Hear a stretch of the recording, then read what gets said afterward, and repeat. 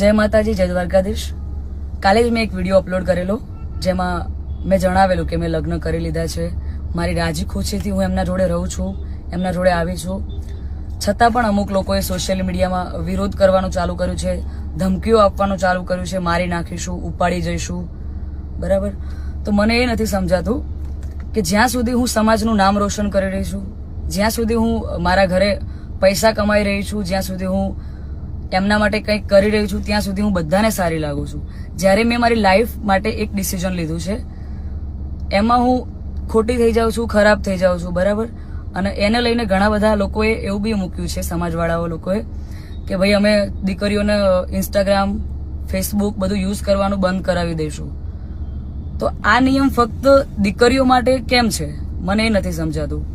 આપણા દીકરાઓ જ્યારે કોઈ બીજા સમાજની દીકરીને લઈને આવે છે ત્યારે આપણે બધું એક્સેપ્ટેબલ હોય છે. જ્યારે એ જ કાર્ય આપણી દીકરી કરે છે ત્યારે આપણે એના વિરુદ્ધમાં જઈએ છીએ.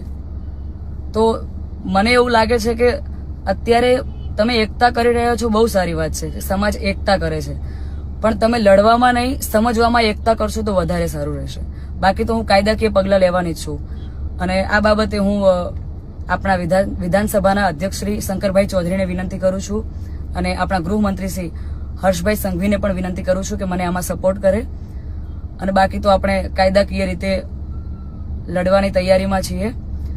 અને મારા સમાજને એક પ્રેમથી મારી આ રિક્વેસ્ટ હતી કે હું સમાજની દીકરી છું અને મેં જે કંઈ પણ પગલું લીધું છે એ મારી પર્સનલ લાઈફ છે, મારી પોતાની ચોઈસ છે. તો એના ઉપર કોઈ સવાલ કે કોઈ કમેન્ટ્સ કરવાનો કોઈને અધિકાર નથી. જય માતાજી, જય દ્વારકાધીશ.